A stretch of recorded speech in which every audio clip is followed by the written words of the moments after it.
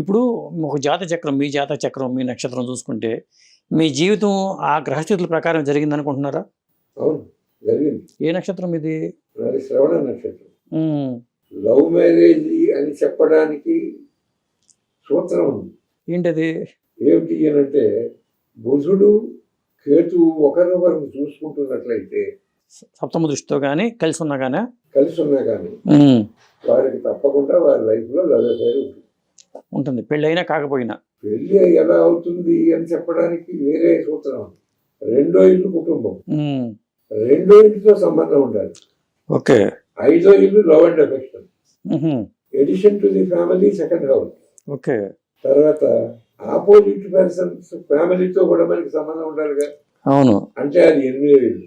ఆహా, opposite person ఈ 7th house. Okay. వాటితో కనుక సంబంధం ఉన్నట్లయితే గ్రహాలకి ఉమ్, ఇవి చూసుకుంటున్నా, వీరి నక్షత్రంలో వారున్నా, వారి నక్షత్రంలో వీరున్నా స్థితి. అదే ఇప్పుడు మీ జాతకంలో మీకు బుధుడు ఎక్కడున్నాడు, కేతు ఎక్కడున్నాడు? కేతువు బుధుడు ఎక్కడున్నారు అంటే ఒకళ్ళొకళ్ళు చూసుకునే స్థితిలో ఉన్నారు. ఓకే. తులలో బుధుడు ఉన్నాడు. లగ్నానికి కొంచెము అటుగా ఉన్న 2వ ఇంట్లో కేతు ఉన్నాడు. అంటే 8వ ఇంట్లో రాహు ఉన్నాడు. ఓకే. 8, 2 ఇక్కడ బుధుడు. అంటే మీ లగ్నం మీన లగ్నమా? మకర లగ్నం. మకర లగ్నం. మరి కేతు ఎక్కడున్నాడు? ఎలా ఉన్నాడు అని అంటే కొంతవరకు లగ్నంలో ఉన్నాడు. ఓకే. ఇక్కడికి అక్కడికి ఆస్పెక్ట్ ఉంది. ఆహా, అంటే అలాగా ఎవరి జాతకంలోనైనా మనం అలా చూసి చెప్పవచ్చు. అలా చూడొచ్చు. చార్ట్ లో సప్తమంలో ఉండాల్సిన అవసరం లేదు. లేదు, మనం చూడవచ్చు.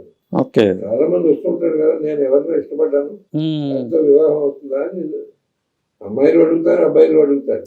ఓకే. ఈ ఆస్పెక్ట్ ఉందా లేదా చూస్తాము. ఉమ్, ఉంది అని అంటే లవ్ అఫైర్ ఉంది అని అంటారు. ఓకే.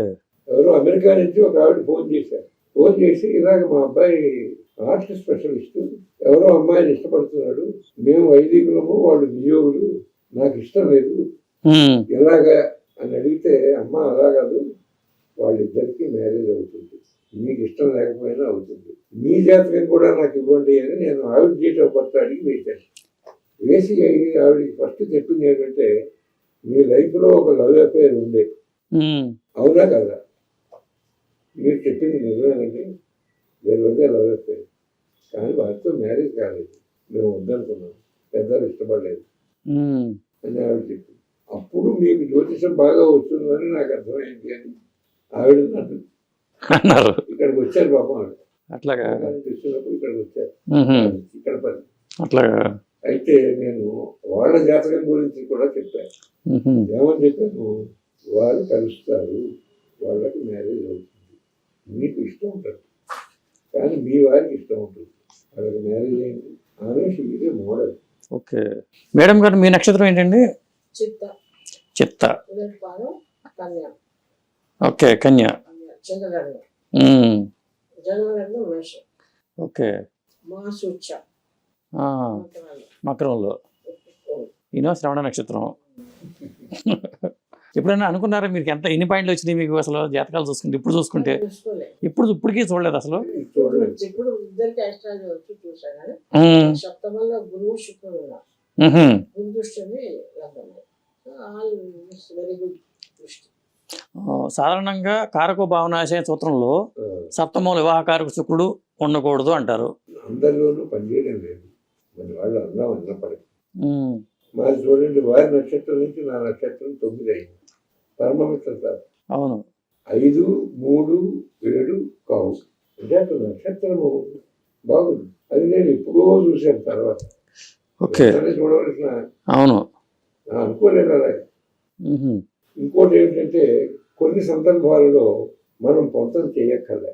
ఏ సందర్భాలు అండి అవి? ఏ సందర్భాలు? మొదటిది, లవ్ మ్యారేజెస్ లో మనం చూడవలసిన అవసరమే లేదు. చాలా మంది లవ్ మ్యారేజ్ కూడా మళ్ళీ అస్ట్రాలజర్ని సంప్రదిస్తారు.